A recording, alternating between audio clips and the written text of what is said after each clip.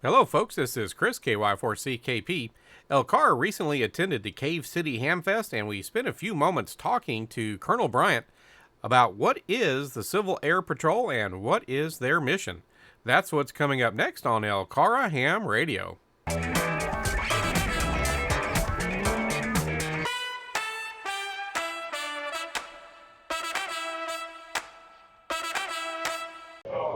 I'm KY4BDP for the Lake Cumberland Amateur Radio Association. I'm here with Colonel Bryant with the Civil Air Patrol. Sir, what's the reason why you're setting up the booth today here at the Cave City Hamfest? Well, we're really looking for adult members to become senior members in Civil Air Patrol. We particularly know that the community in amateur radio already wants to serve their community. Well, Civil Air Patrol is one of those opportunities where they can serve today. They don't have to wait for 4 or 5 years to get everything. They can serve right now. Also, the skills that amateur radios bring to Civil Air Patrol translate very easily. Now, of course, we still need to train folks how to do things Civil Air Patrol way. Exactly. The forms, the process, the frequencies that we use, and how to use our radios. Fortunately, the Air Force provides us with all our radios. Right. But we need to have that security since we are serving Air Force and the nation right now. Understood. And the radios that Civil Air Patrol are using, our amateur radio audience is familiar with 2 meters, UHF, so forth. What types of frequencies are Civil Air Patrol using? Mainly we're using high frequency and we're using VHF as well. Okay. Now, it tends to be close to the 2 meter, but it's still the Air Force frequencies, which are secured. We are using a security protocol for the military as well. So that keeps any information we send out through the airwaves secure to where folks can't just normally hear what's going on. Right. With amateur radio, it is literally illegal for us to do anything that would obfuscate what we're trying to say. But I could see with the Civil Air Patrol, that would be a different ball of twine, so to speak, in that you want those communications to be secure. Absolutely. Now, being able to pick up a radio microphone, being able to speak well on the air, being able to, first of all, stop and listen.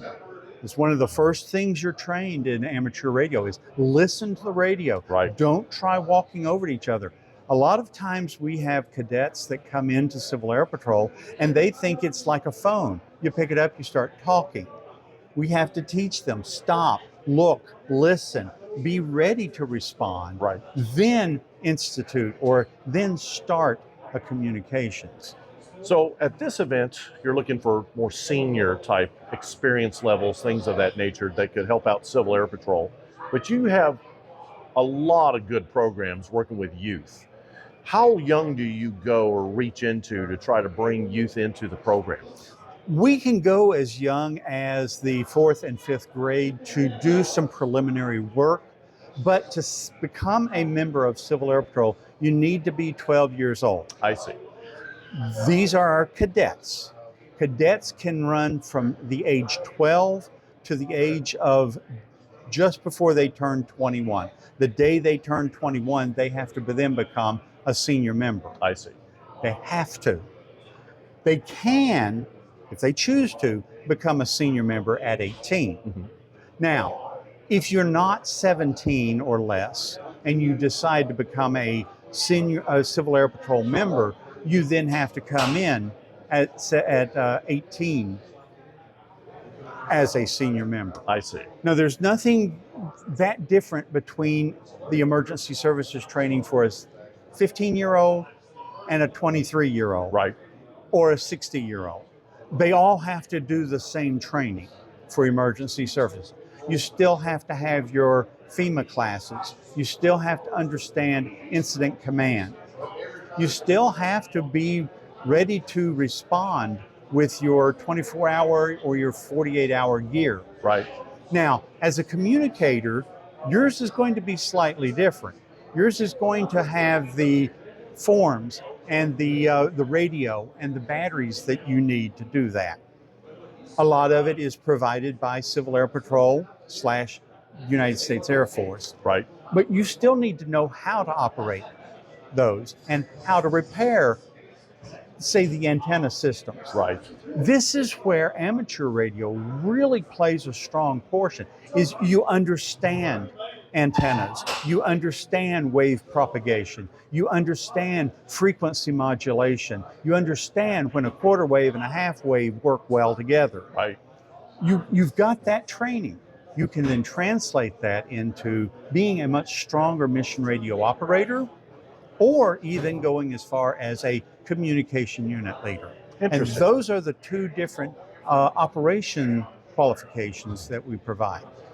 They're very similar to the FEMA radar, the radio operator, Right. or the COML, the communication leader. Very similar. Civil Air Patrol is trying to mimic what FEMA is doing already. I see.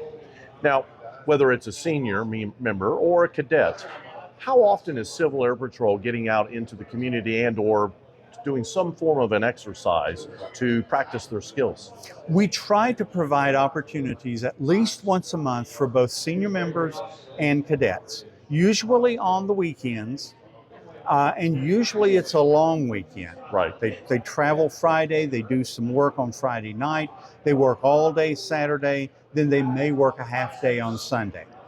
We try to provide that opportunity once a month.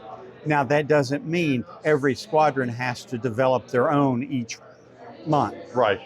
It could happen that Owensboro Squadron is offering a training.